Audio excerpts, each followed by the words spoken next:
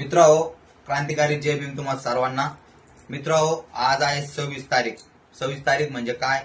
26 तारीख म्हणजे 26 नोव्हेंबर। मित्रांनो, 1949 साली डॉक्टर बाबासाहेब आंबेडकरांनी ह्या तारखेला भारताचे संविधान लिहिले होते, माहिती? आणि ते संविधान लिहायला त्यांना टोटल 2 वर्ष 11 महिने आणि 18 दिवस लागले होते। मित्रांनो, हे संविधान काही असं म्हणजे असं काय म्हणतात त्याला, असं सहज बनलं नव्हतं। त्यांना रात पाठ एक करणं लागली होती हे संविधान लिहायला। त्यापुढे हे संविधान भारताचं लिहिलं होतं। म्हणून म्हणतो मित्र, मी तुम्हाला, लेखणी तर सर्वांच्या हातात होती, लेखणी तर सर्वांच्या हातात होती, पण त्या लेखणीने भारताची घटना लिहिण्याची ताकद फक्त माझ्या भीमरायांच्या रक्तात होती। मित्रांनो, तुम्हाला परत एकदा सांगतो, ज्या व्यक्तींना पुस्तक वाचायची सुद्धा परवानगी नव्हती, ज्यांना ह्या भारतामध्ये पुस्तक वाचायची सुद्धा परवानगी नव्हती, त्यांनीच आज या भारताचं असं पुस्तक लिहिलं की अख्खा भारत देश त्यांच्या पुस्तकावर चालतो, म्हणजेच भारताचं संविधान।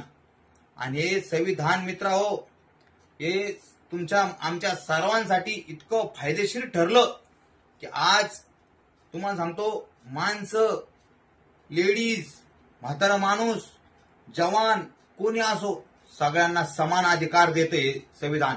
याच्यामध्ये ना कोणची जात आहे, ना कोणचे भेद आहे, ना काही, ना उच्च आहे, ना नीच आहे, सर्वांना समान अधिकार आहे। मित्रांनो, संविधान बाबासाहेबांनी रातपाठ करून दिव्याखाली बसून असं पावाचे तुकडे खाऊ खाऊ हे संविधान लिहिलेलं आहे।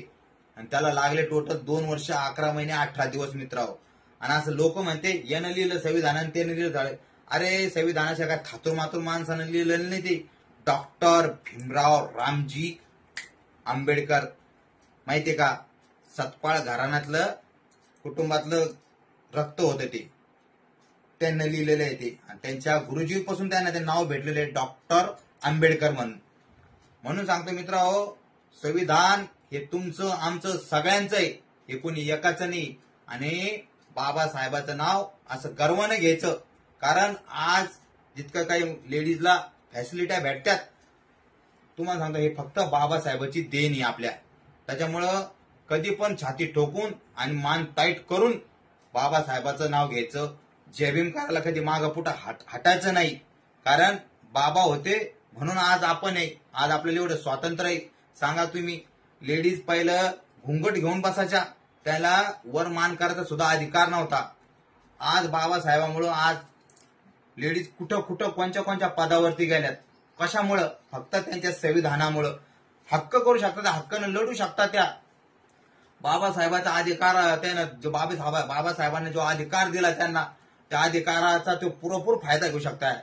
आज कोणी कुठं उभं कधी राहिला, तो फक्त संविधानाची ताकद दाखवतो।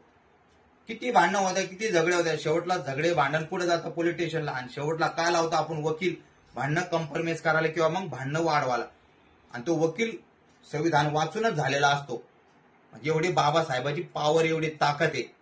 तर संविधान हे साधारण माणसानं बनवलं नाही, ते महामानवानं बनवलेलं आहे, म्हणजे आपल्या भारताच्या भारतरत्न डॉक्टर बाबासाहेब आंबेडकरांनं बनवलेलं आहे। तर त्या महामानवाला माझ्याकडून त्रिवार अभिवादन। आणि मित्रांनो, संविधान दिनाच्या तुम्हा सर्वांना हार्दिक हार्दिक शुभेच्छा।